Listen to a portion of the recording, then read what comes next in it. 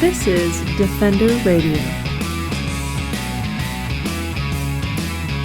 Defender Radio is brought to you by the Association for the Protection of Fur-Bearing Animals. It's the week of April 24th, 2017, and this is Michael Howie welcoming you to episode 426 of Defender Radio. Thousands of protesters in cities across North America marched on the weekend, calling attention to the need for science in society and government. I absolutely loved seeing some of the signs that the scientists, educators, and science enthusiasts came up with for their local marches. My personal favorite read, "First, they came for the scientists," and the National Park Service said, "LOL, no," and went rogue, and we were all like, I was not expecting the park rangers to lead the resistance. None of the dystopian novels I've read prepared me for this. You can see some of the other signs from protests across the continent in various news reports that I've shared on my social media streams, facebook.com/DefenderRadio and Twitter @DefenderRadio. It feels fitting, too, that this week we're looking at a solution to a long-standing ethical, environmental, and economic problem that could be solved with science. A paper titled Adaptive Use of Non-Lethal Strategies for Minimizing Wolf-Sheep Conflict in Idaho was published in the February edition of the Journal of Mammalogy. It isn't the first paper or study that's looked at solutions to ending conflict on livestock grazing lands, but it certainly is expansive and exciting. Along with biologists, local ranchers, and a United States Department of Agriculture researcher, Suzanne Stone of Defenders of Wildlife collected data of depredation and management practices from two similar yet separate areas of land in the Gem State. What they found confirms, scientifically, what many have said for some time. Non-lethal deterrents work better than lethal control, cost less, and save thousands of lives. To talk more about this incredible study, the findings, the questions that still need to be asked, and what all of this means for a potential end to the war on wildlife, Defenders of Wildlife's Suzanne Stone joined Defender Radio. I thought a great place for us to sort of start a conversation is looking at Idaho, sort of as a whole, because it's a state that, for me, living in Canada, I've never been to. I've read about, primarily in history and nature documentaries. So what is the landscape of Idaho like?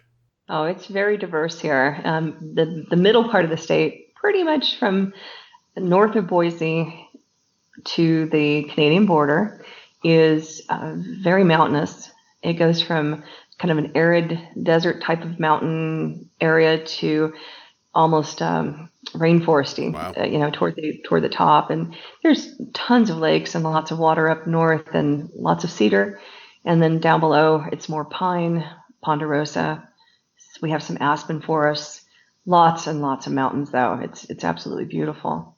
And clearly, ranching and agriculture is a significant part of, I would imagine, both your economy and your culture in Idaho.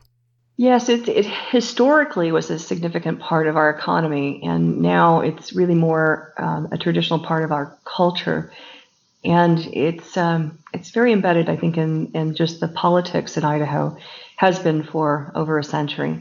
And that's absolutely something we see. I think pretty much anywhere you have agriculture, you've got those sort of hardcore agricultural zones where it used to always be agricultural, and all of the culture, the good and the bad that come along with that, remain very much ingrained in the politics of the area. Yes, and we had a representative in Congress here from Idaho named Frank Church, and he was one of the authors of the Wilderness Act back in the 1970s, early 80s, and he actually helped us preserve an enormous part of our central Idaho wilderness area.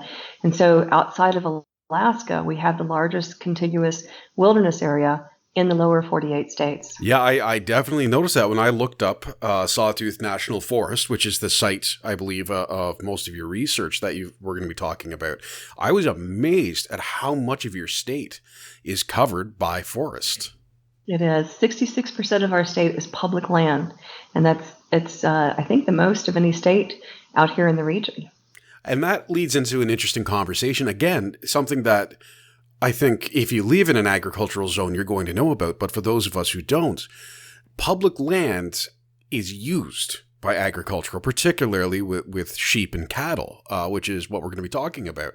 Can you explain how exactly that works? Like a rancher is able to sort of send their flock or their herd out onto public land to graze. Yes, and the public lands here are often managed either by the United States Department of Agriculture Forest Service or the Bureau of Land Management, and both are established and very focused on grazing on those public lands. And so they establish then allotments that the ranchers can bid on and lease. And often those leases are passed down from generation to generation. So a certain family might end up having a lease for many years. And after a time, they start to feel a real ownership of that land, and it's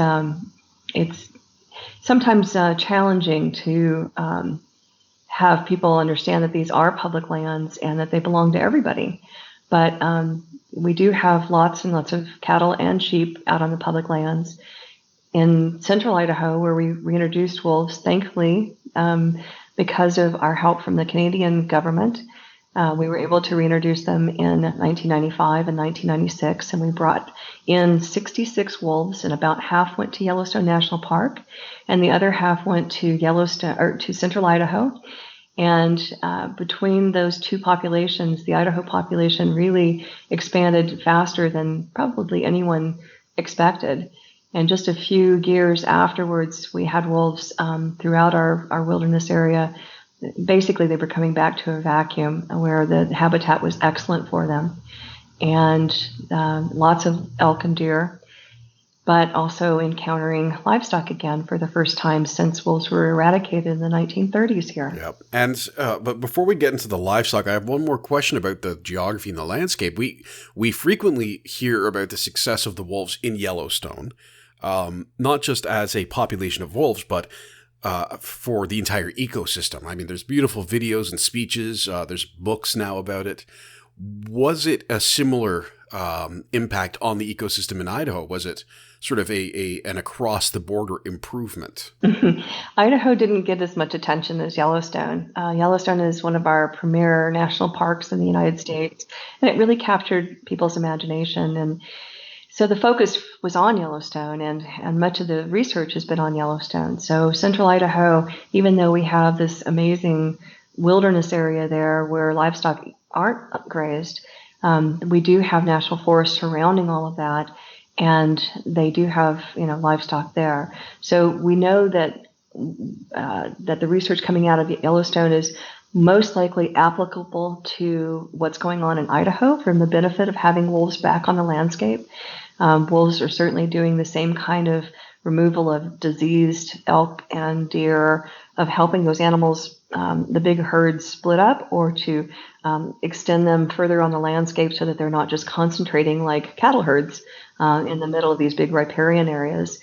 And because of that, I know in Yellowstone we've seen the return of aspen and willow and a lot of other species that depend on those plants, including beaver, which we had lost, and songbirds that have come back in multitudes. So the biodiversity from bringing back wolves has been outstandingly researched in Yellowstone, but less so in Idaho, though we know we're having some of the same benefits here. And that gets us into nicely into the background of your study, which I've got pulled up here. Oh, I pushed the wrong button. I do have it pulled up here, though. I switched to my map of Idaho for a second there. So your study, Adaptive Use of Non-Lethal Strategies for Minimizing Wolf-Sheep Conflict in Idaho, which was in the Journal of Mammalogy in February. And your backgrounder sort of immediately goes into the statistics of the conflict. And this is something I think anyone who either is involved in agriculture or involved in animal advocacy or simply just loves animals is aware that very frequently, at the very least, there is a perception of large carnivores and cattle or sheep, livestock, I'll say, coming into conflict, and that being the source of a lot of problems and the reason for a lot of very aggressive control efforts. So can you walk us through from, as you said, and as the backgrounder notes, from 95, 96, when the wolves started coming back to where we're at today in terms of conflict on both sides of that line? So in 1995, when we released the first wolves, it wasn't a month after that when we had our first cattle depredation, and potentially a depredation, I'll say, because they never determined whether the wolf that came in was scavenging from a dead calf that had been stillborn, or if it was a calf that had been born and the wolf had killed it. And there was an enormous conflict over it. It involved federal agents. It was people were threatening each other. It was extremely volatile. The wolf reintroduction itself was extremely volatile. I was up in Canada for part of it, but I also helped bring the wolves back and to take them into the backcountry and release them here. And we had, the death threats and warnings of ambush, and we had to have federal officers protecting us going into the backcountry and certainly protecting the wolves at that time, because there's still people had lived for generations without wolves on the landscape, and they believe more Little Red Riding Hood stories and Peter and the Wolf than they did the science on wolves and their value as a species. So it was a social challenge, probably more than anything. Biologically, wolves did great. And once we released them, they moved around the state, found each other, paired up. And by that spring, we had pups on the ground for the first time in, almost 80 years. That's got to be pretty exciting to be a part of. It was amazing. And there were so many people that did absolutely heroic things that made it happen, that their stories haven't been told yet. And I'm hoping someday to get a book out there that really highlights their stories and what those people did and what the animals did as well. There's some great stories that haven't been shared yet. Well, I would absolutely love to read that book, so keep me in mind when you write it, and we'll get you back on the show. But okay.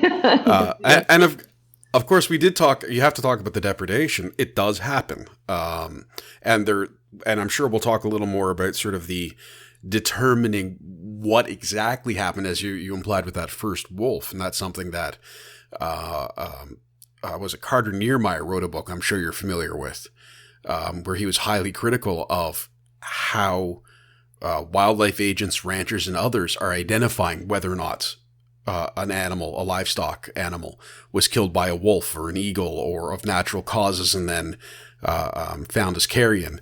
And that's kind of like a whole issue that we'll need to get into. But there has been, and it looks, when you look just at the numbers, it seems like a lot. 6,000 sheep and cattle have been killed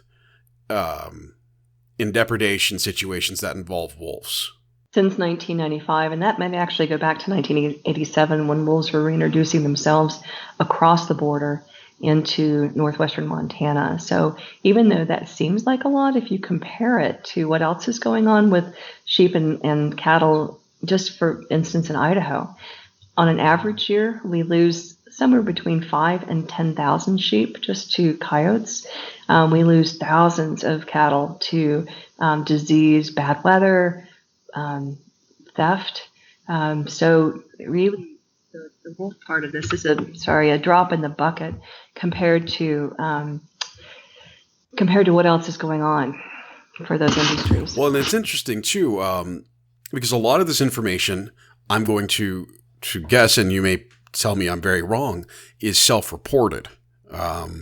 Someone saying coyotes, wolves, bears, whatever, got my sheep. And of course, one of the issues that we will get into as we look at your study area and your methods is, what else was contributing to these incidents? Do we know that coyotes killed that sheep, or was it, as you said, maybe a stillborn or diseased, or did it fall over, of a heart attack after watching a scary movie and a wolf came along and went, hey, free lamb chops? Well, everything likes to eat lamb, and then just across the board. Plus, they're not the most hardy creatures in the world. A lot of them die because of birthing issues. Probably that's, even for cattle, that's like the number one cause of livestock mortality outside of, being butchered for people. But It's pretty amazing to me how folks, what kind of animal husbandry methods they have to use in order to keep these animals alive on such remote public lands. Yeah, and that's, your numbers again note that approximately 200 to 220,000 sheep graze annually in Idaho, which is a lot of sheep, with an estimated average annual loss of 20 to 30,000 from all mortality other than intentional slaughter. So that's 10 to a little more than 10% of the sheep population dying. Right. And you note, again, this is USDA numbers, which as much as I want to trust, and I'm sure you may have a different opinion on that than I do, but, they say 30 to 40% of all mortality is related as depredation, as reported by sheep producers. So we're looking at 60%, so 10 to 15,000 sheep dying just for reasons other than depredation or intentional killing in Idaho every year. That seems pretty significant in itself. It is. And, any way that you can help reduce those numbers, then, less then becomes blamed on the predators, or there's less reason then to try to remove the predators from the landscape. But for decades now, that's been the go-to method, is that if sheep or cattle producers suspect that they have a problem with predators, they usually pick up the phone and they'll call and ask that those predators be killed. And we have a federal program in the United States. It used to be called Animal Damage Control, and now it's called Wildlife Services. And they can request that people will come out and kill the predators that are supposedly bothering the livestock. And it's not always investigated to the point where there's conclusive proof that coyotes or mountain lions or bears or wolves are involved. And that's very concerning, because if they're going out and just randomly killing predators, that really affects the ecosystem. It can cause disruption within the wolf pack itself or other predators, to the point where you have younger animals on the landscape that may not know how to hunt on their own as well, and maybe then more focused on killing livestock because they don't have that kind of background knowledge of how to survive on their own without the older, in the case of wolves, without their own older family members being present and teaching them. So that turned into this constant cycle then of the livestock perhaps being preyed on by predators, the ranchers calling, having the predators removed, and then maybe everything would be okay for them for 6 months or a year. But as soon as that gap was there in nature, it always wants to be filled. And if there were coyotes and bears and mountain lions or wolves there before, they will be back. And then if the root cause of the livestock damage isn't addressed, then this whole cycle just repeats itself again. And then it goes back to killing, more livestock get killed, more predators get killed, and it just never stops. And so our goal was to say, this system is clearly broken. It clearly isn't working. It certainly isn't working for the wildlife on the landscape. What could we do differently? And we knew that there were many non-lethal tools, like the use of livestock guarding dogs or lighting, sometimes fencing, that worked really well on small operations like backyard farms, small herding operations, places where people pastured their cattle. But we've been told by the scientists, and certainly by the Fish and Wildlife Service that was head of the wolf program, that you cannot use these tools effectively across a big landscape. And yet that's where most livestock and most wolves were getting killed. And so our goal then was to take one of the worst case areas and test that theory. Is this impossible to use on this big landscape? And that's what we did. And there are several methods too, and I think that's maybe one of the things that's important. I know when I speak about conflict resolution, and most of my time when I speak about this professionally is about coyotes. That's sort of my wheelhouse. But people say, I tried this and it didn't work, or I tried that and it didn't work. But very rarely, do you see someone say, I did this string of things together and it didn't work? And I find that's sort of what you've listed here is you've got various things. You've got from simple increased human presence, increased number of livestock guardian dogs. And that's something a friend of mine who runs a ranch in northern Alberta, she says, it's like, maybe you don't have enough dogs. Like just that's it, you know? You have spotlight, radio-activated guard box, flattery and turboflattery, blanks, handguns, klaxon, radio telemetry, and flashing lights. So multiple methods being employed. Yep. And none of these, as far as I know, are expensive or difficult to implement necessarily, with maybe the exception of dogs who require a bit of training and so on. Sure, and you have to make sure that those dogs are well trained, but that's the truth with all of these methods. With any of these methods, they have to be used properly, and that includes livestock guarding dogs. So there's certain times of the year, particularly in the spring and near wolf dens, that you don't want to have a lot of livestock guarding dogs near those den sites, because wolves think that the livestock guarding dogs are really just funny looking strange wolves, and strange wolves are the biggest threat to their pups. So if these strange wolves come in close enough to their den site, wolves will attack them. But any other time of the year when they're not so defensive about pups, livestock guarding dogs are fantastic to use, and especially if you're doing it in multiple numbers. That's just something that the ranchers didn't know. They just assumed, well, okay, we'll use livestock guarding dogs.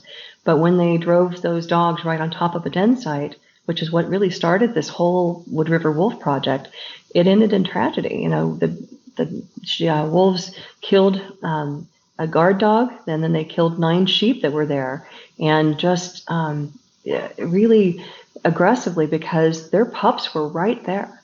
And that was something that the ranchers didn't know, and it was something that the wildlife managers also didn't expect, to have 1,000 sheep and guard dogs brought into a little valley right where the wolves were denning.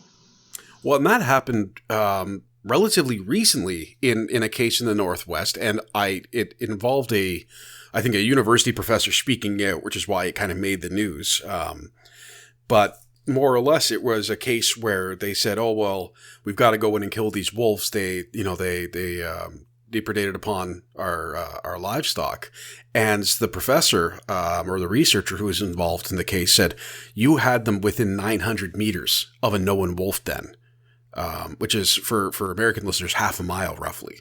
It's going to end poorly. The first depredation we had in the state of Oregon was another really great example, in that it happened near Baker City, and wolves killed several lambs. And when we went onto the landscape, and this is through the Oregon Department of Fish and Wildlife, they discovered right next door that there were 200 or more carcasses of dead livestock there.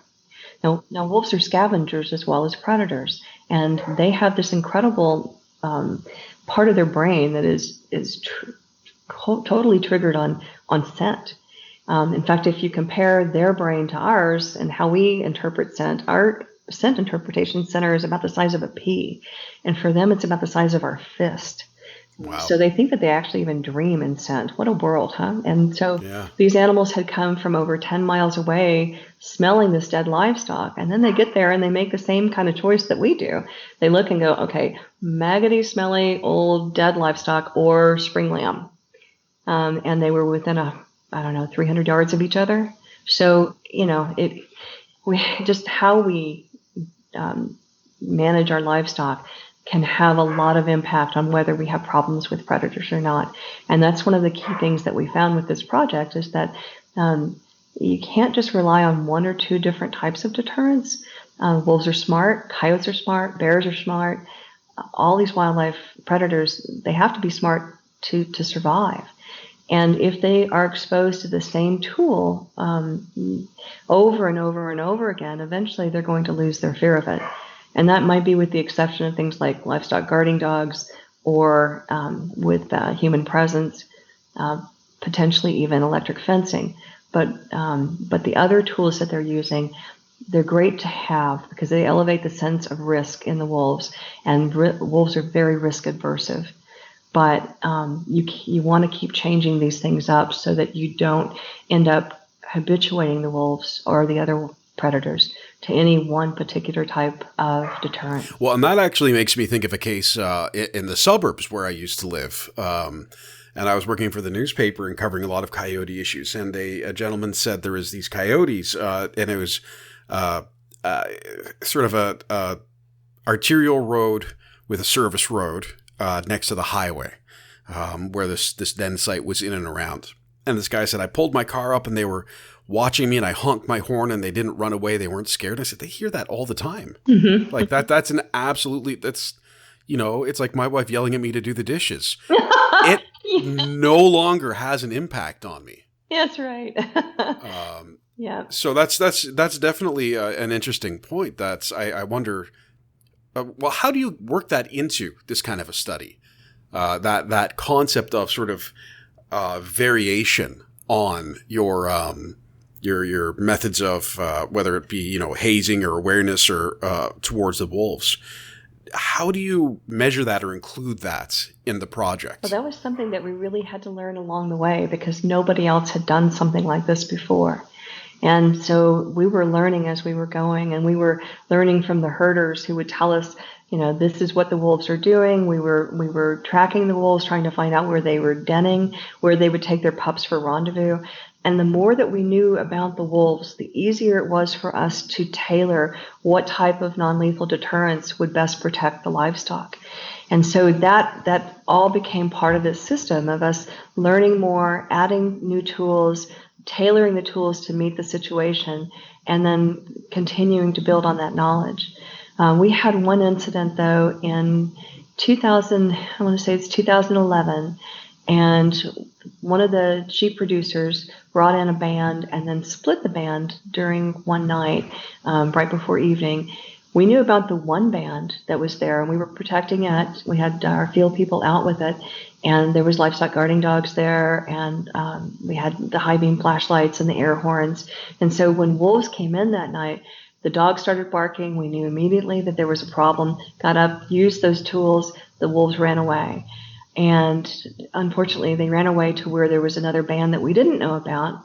And it was only about 100 or so sheep that they had moved down the road about half a mile. And there weren't any deterrents with that particular band. And so the next morning, there were a dozen dead sheep. And so it was just this unplanned train wreck. The great thing about that incident, though, is that the rancher said, you know what, that was my responsibility. I didn't let people know about these other sheep. We didn't have adequate protection in place. I'm not going to ask that the wolves be killed. And that made that overture from him, when he could have asked, really built the trust and just kind of reinforced the collaboration going forward in this project. Well, and out of curiosity, just thinking about the losses, what would an individual sheep who is, perhaps ready to be sent to slaughter, what is the dollar value to a rancher of that one sheep? So typically the sheep, and especially lambs, they're going to range somewhere around $120 to up toward maybe $180, depending on the market. Rams are more, but we typically don't have a lot of rams on the landscape, at least most of the grazing season. So, they're not as expensive as cattle, but it's also very typical that if one sheep gets killed, there might be multiple sheep being killed, like it was this particular incident. But that was the worst case that we had during this entire 7-year study, though. And we had somewhere between 10,000 to 22,000 sheep on our grazing allotments in the project area every year. And over the course of the 7 years, and in fact up through today, which is year 10 for us, we've only lost 30 sheep overall to wolves. And that's remarkable. It really is. And when you look, again, there's a chart, protected area versus the non-protected area. And I presume the non-protected area was sort of just business as usual, including hunting, trapping. Yes. It's nearly 4 times as many sheep killed in the area where they were hunting wolves and trapping wolves, but not actually doing any of these coexistence methods or not using the range of the ones you're using in your protected area. Like that, if you just apply that dollar figure alone, $100 per head, and then you're looking at 30, so a loss of, and again, it's somewhat callous to say this, but I think it's necessary. You're looking at a loss of a few $100s to a few $1,000s. When you look at the non-protected area, it is significantly more. All of a sudden, you're starting to talk tens to hundreds of thousands of dollars. And it includes the lethal control of wolves. So they were killing wolves next door, and they took out entire packs in this adjacent area where we didn't have a single wolf killed for depredation conflicts in our area over that entire, over the last decade. And so the cost of that is pretty high. And the public doesn't know here, most of them don't, but they pay for that. And like in Washington, where the area that you were talking about earlier, it can cost $60,000, $70,000, $80,000 just to take out, to kill an entire wolf pack. Well, and that's something we're seeing with our mountain caribou issues in Western Canada, is the cost of killing the wolves, which is ineffective and inhumane in an attempt to save these caribou. And you're talking hundreds of thousands of dollars, not including all of that bureaucracy work that's going on behind the scenes too. Yeah. It just doesn't make sense for us to be doing it this way. And, what we determined in the latter years of the project was that it was costing us about $1 a sheep to run the project during the course of the summer grazing season. So we really, weren't spending more than the $22,000 to $25,000 a year, and that went for the entire grazing season. That's incredible. So it's just a better way of going about business, and it's certainly a more ecologically sound and sustainable way to manage both livestock and wildlife. And I'm going to ask, and I think you half answered this already, but it's one that comes up. Sort of two parts of this. One, rancher goes out, kills the wolves. The rest of that season, there's no depredation.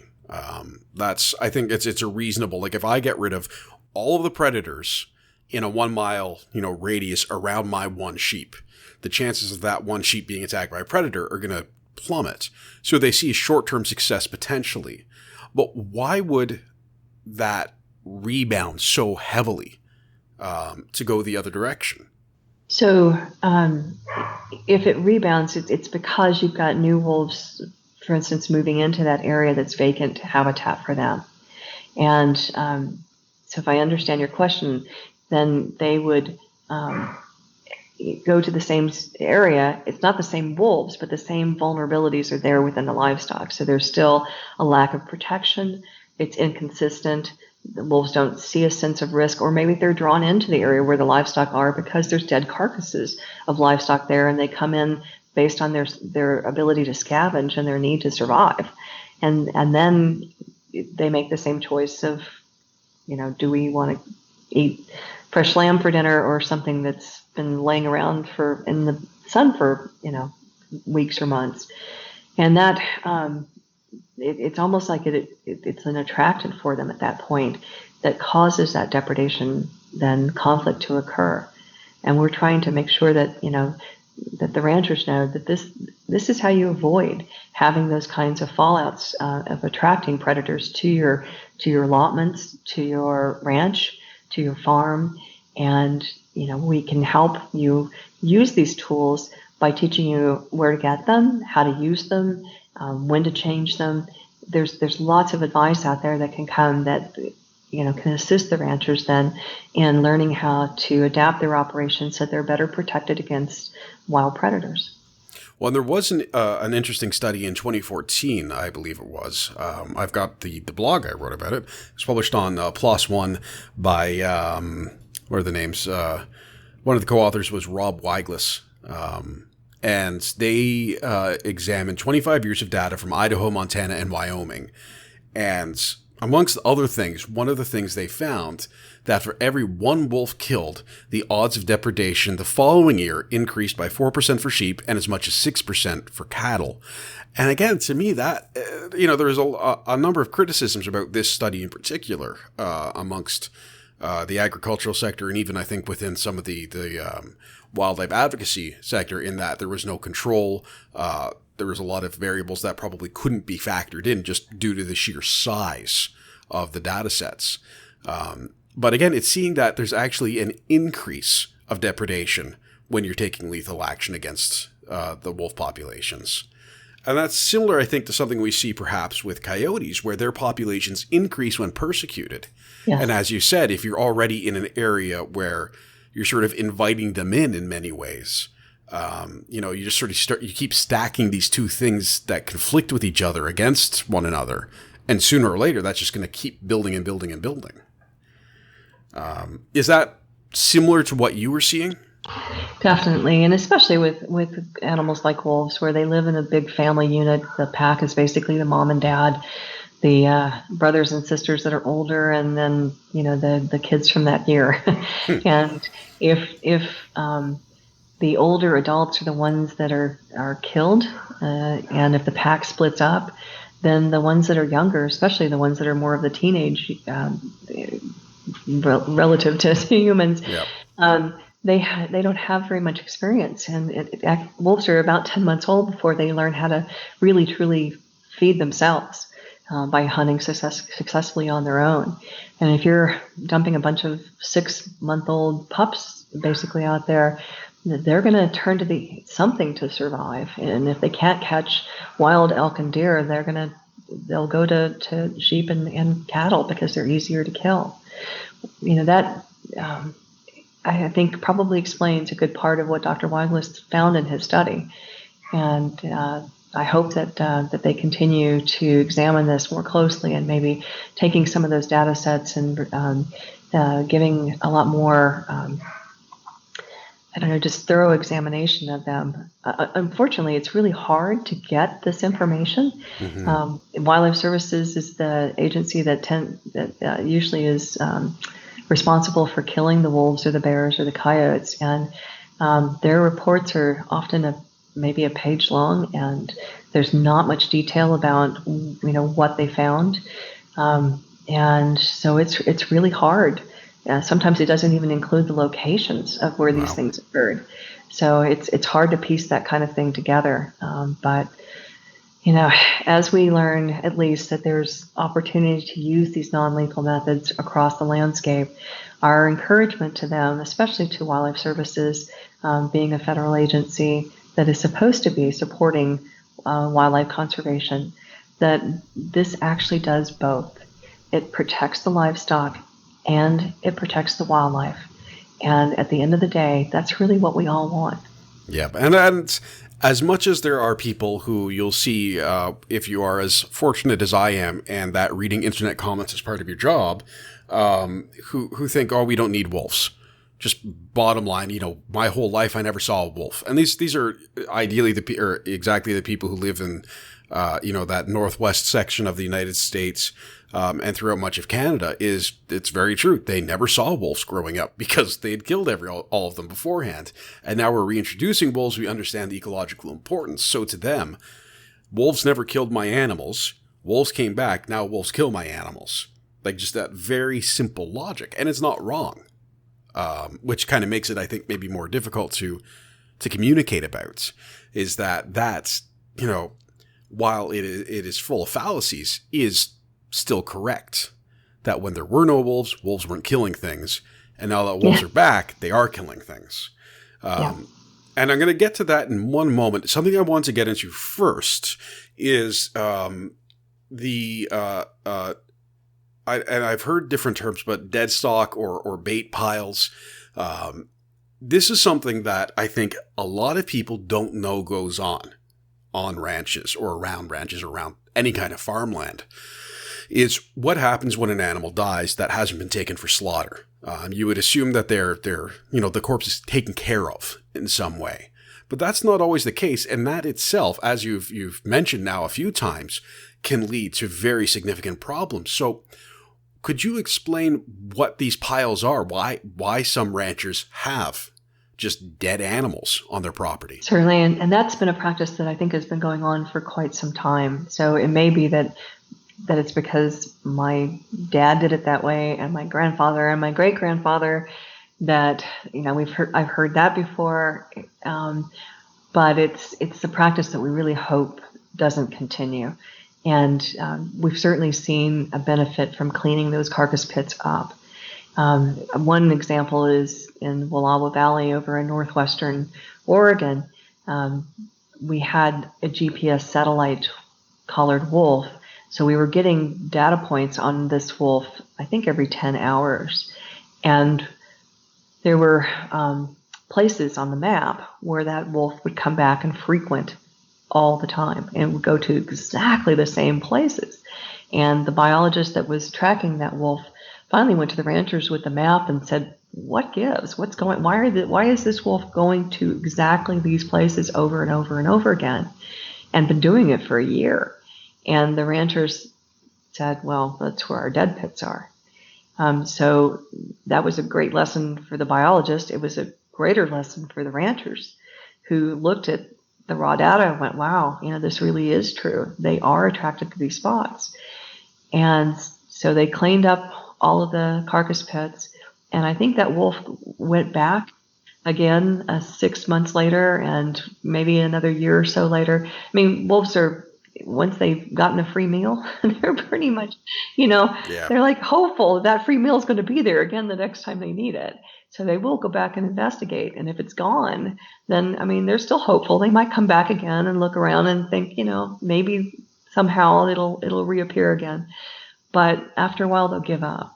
And so the best thing is just to make sure that those dead pits aren't there to begin with, because then you don't have an attraction out there that's going to draw those predators into your livestock operation. Well, and removal of the dead stock, while it's maybe not easy, especially if you're dealing with cattle rather than sheep or something even smaller, there typically are programs in most counties, municipalities that will assist ranchers with this. Is that correct? Yes, there are in many places. I can't say that they are everywhere, but they are in many places. And certainly there's agencies that are state and federal that are willing to help ranchers locate those services.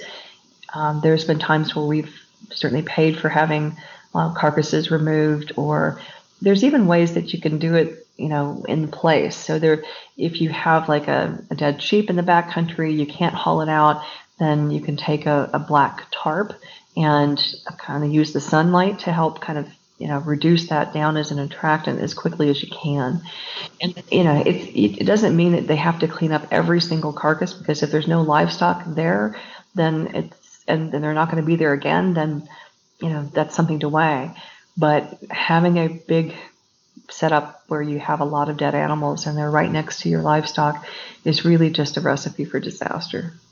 Yeah, and that's when I first heard about that, I was shocked. I really, really was. And I find myself saying that frequently these days, how, when I first started getting involved in wildlife stuff several years ago as a journalist, how often I was surprised. And even today, several years later, after, thousands of blogs and interviews, I am still surprised by some of this because it seems so obvious once you hear sort of the solution. And I think sort of your story of how that rancher seeing that raw data of one wolf constantly coming back can really have an impact on it. But I want to get to, we've got a couple of questions from the audience that we got prior to recording. I think I know which one I want to end with. That's always the way it goes. A good question about flattery use with wolves versus the tool's effectiveness with coyotes. Again, the flattery is the orange flags, typically orange flags that are hung.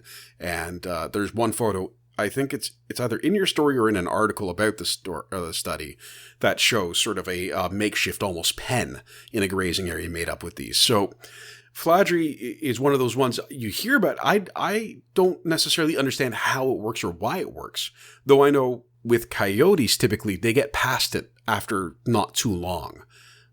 So is it more effective with wolves, or is it maybe something that only works if you're using it with other things? It's more effective with wolves than it is with coyotes. Coyotes they're pretty clever. Some people think they're smarter than wolves. I think that there's probably something to that. But they certainly are more adapted to being around people. And so they figure us out pretty quickly. The flattery originally came from Poland and that part of Europe where generations ago, villagers who were trying to reduce the wolf numbers around their village would take strips of clothing and hang them either on a pole or on a rope, a long, long rope, and string them through the woods. And there would be a wide end of a V kind of shape that they were making, and then a narrow funnel at the end. And the hunters with their rifles would wait in the narrow funnel end, and the villagers would come through the woods with their pots and pans, and they would chase the wolves into this trap, basically. Now, to you and I looking at this stuff, it looks harmless. It is harmless. Mm-hmm. But wolves, for whatever reason, do not like it. And we've had a wolf in eastern Washington that had discovered a cow in winter that was a carcass that was just left out in the woods. He was feeding off of this cow probably quite happily because it was a food resource for him in a hard time of the year. And so the biologist put up a flattery perimeter around it. Now, this looks like used car lot flagging stuff. I mean, it almost looks silly, right? But we put it up, our flattery went up around the cow, and they set up cameras, and this wolf came back, I think 17 times over 3 days. And he would jump over the barbed wire like it wasn't even there, but would not go through the flattery.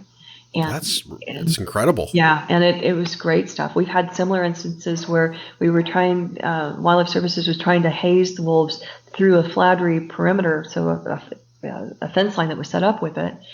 And it was the only thing out there. They could have easily jumped over it. It's only at about 24 inches high or so.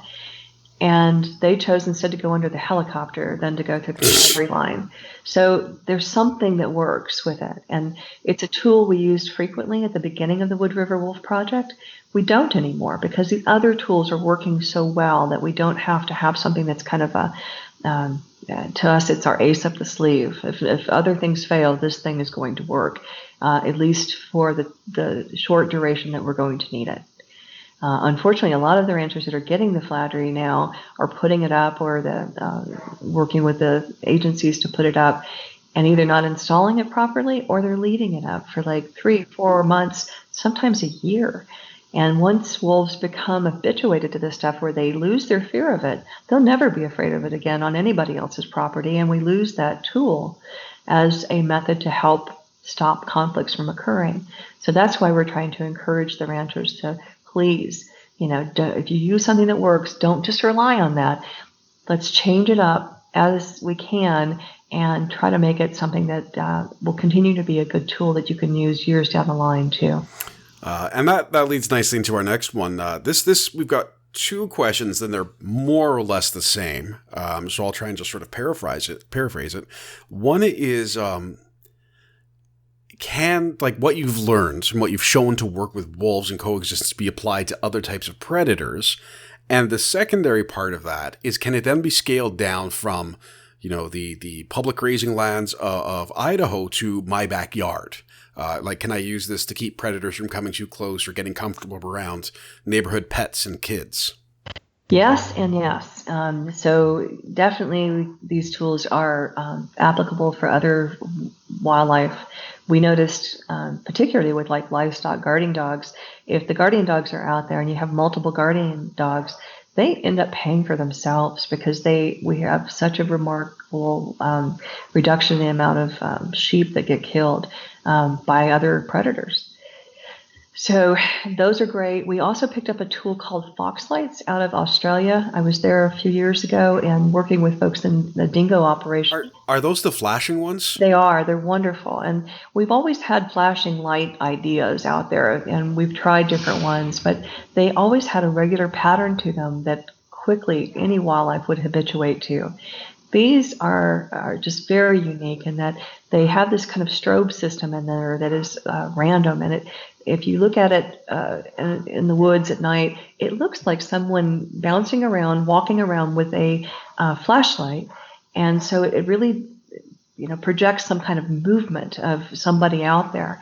And it's been just a brilliant tool that we've used quite a bit now. And in fact, it's being used all over the world for all types of wildlife, from African lions to snow leopards in Mongolia and elsewhere. So, it's just an incredible new tool, and we're hoping that those kind of new technologies are going to start coming out as people learn more about what we're trying to do and helping others, use these kind of tools. Now, as far as kids and neighborhood dogs, that sort of thing, cats, it's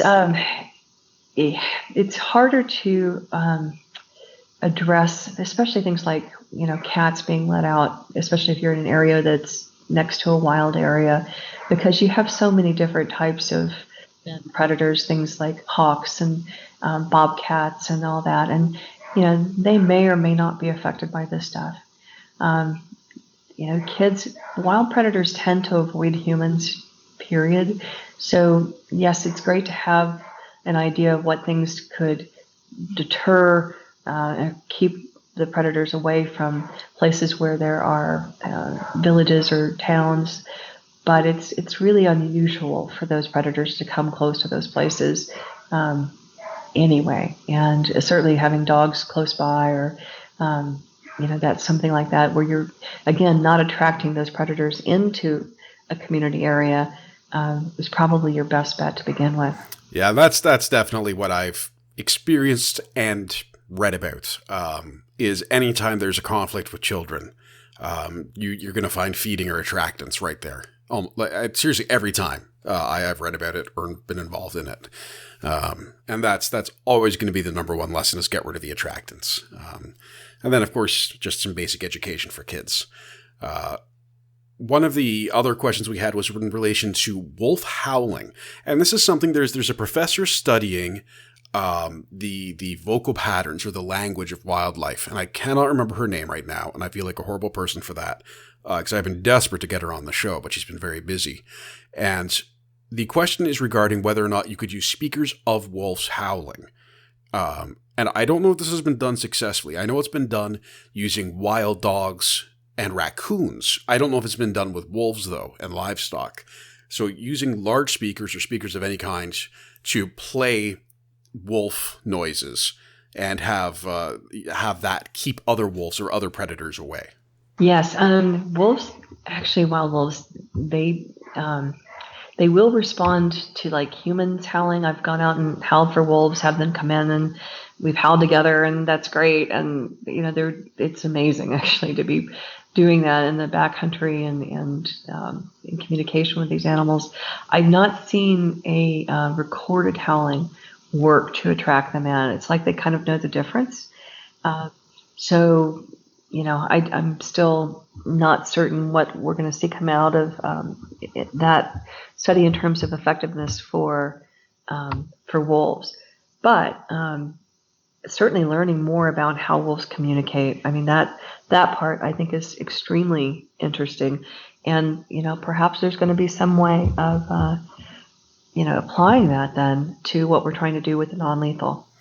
Yeah, it's the technology is evolving so quickly now, too, and we're making it more accessible to so many people. And that's actually a project that I'm trying to get off the ground for the fur bears, just a small scale, but fundraising to then give out grants for research on coexistence methods. We're just trying to get $5,000 together to do it and hand out 3 or 4. But you look now, especially in Canada and the US, even at the high school level, when you kind of create a competition on some of these things. I just read about a girl who has increased the power of algae energy production. High school kid won $100,000. And this is technology now that's going to be used by industry. And they're going to study what she's done. So it's really exciting to know that we've got this entire generation of brilliant minds coming up that could be the ones who figure out, how do we take all of the stuff we've now learned and apply it a little more. Absolutely. It's really exciting. And we've got a workshop next month with folks coming in from Africa that are going to be teaching us about a method that they call a lion shield. And we're thrilled to be able to help them come here and look at our landscape and see if there's a way of it being adapted so it will work on our landscape, and certainly be able to show them the types of tools that we're using, because these problems are international, and there's solutions are too. So, the more that we communicate, the better that we're able to network with those groups and those individuals who are coming up with these ideas, the better we all are. Absolutely. And I hope we hear about what happens with that project. And on to the final question. And this is one that came up 3 times, and each time far more colorfully than I am willing to say on this podcast. Okay. But more or less, there is typically, and again, this is coming from the advocacy side, typically a lot of visceral pushback from industry, be it, agriculture, ranchers, wildlife control, to anyone who is not in their industry or in their business, suggesting that research is showing new information. So, in your case, it's you're a wildlife organization. You have done research. It has been peer reviewed. It has been published. And I would expect you are going to get pushback from ranchers when you say, look, this works. It'll save you money. And it's you're city folk, or you don't know, or it's different here. How do you currently, and how do you propose other people work with ranchers to find new solutions and to convince them to try some of the things you're learning, again, through repeatable research? The utilization of the scientific method. It's not just an ethics thing. How do you communicate with them and grow that partnership? That's exactly why we structured the study the way that we did. My lead co-author is Dr. Stuart Brack from USDA Wildlife Services National Wildlife Research Center in Fort Collins, Colorado. And he is the research arm of the USDA Wildlife Services program. So he and his colleagues are the ones that are doing this stuff in the field, and they've been long trusted by the ranching community. We also have a rancher as one of the co-authors on the paper. We have a veterinarian. Others are wildlife biologists. So we tried to make sure that we had all of those voices there and present as part of that paper, so that they would know then that this wasn't just coming from Defenders of Wildlife, it was coming from this broader community of collaborators who were standing behind the research. It's pretty powerful. And moving forward, I expect you'll meet resistance. I hope you don't. How do you plan on sort of getting past that? Is there other than having sort of these other people working with you on the study, in terms of then presenting this, like if you go into a community, what tools are you employing to try and show the possibilities? There's a lot of communities that are evaluating whether they want to be involved, whether they are they tired of dealing with the conflicts. I think that's a big part of the driver behind this, is that eventually people get really tired of just all the arguing and all the energy and funding and all that goes into just fighting. And instead, just transforming these conflicts into solutions that work for people. I think that's becomes the more appealing part of it. And that, for us, is probably the most rewarding too, is that, we're able to help communities and help ranchers and wildlife managers learn a different way, a new paradigm of how we can manage wildlife that is really beneficial for all sides. And that part, there's no real arguments against that. I mean, how do you say, I just don't want to do this because I just want to kill wolves? I mean, I guess you could say that, but there you're going to lose public support, credibility. It just becomes somebody that just obstinately then doesn't want to change their methods. And ranchers of all people know that they have to stay on top of new methods in order to compete, in order to make sure that their livestock are protected from disease and the breeding tools that they have and stuff. So they have to be adaptive in that way. And this is just taking advantage of that kind of business practice and common sense approach. I encourage you to check out the study for yourself, which can be found on this week's Defender Radio blog post at thefurbearers.com. To learn more about Suzanne's work or the Defenders of Wildlife, visit them at defenders.org. That's it for this week, folks. Remember to subscribe to Defender Radio on iTunes, Google Play, Stitcher, or YouTube so you're notified of new episodes. And follow me on Facebook at Defender Radio, Twitter at Defender Radio, and Instagram at Howie Michael so you're kept up to date on pending interviews, news, and of course, cute pictures of my dogs. Thanks again to Suzanne for joining us, and all of you for checking out the episode. Until next time, this is Michael Howie for Defender Radio, reminding you to stay informed and stay strong.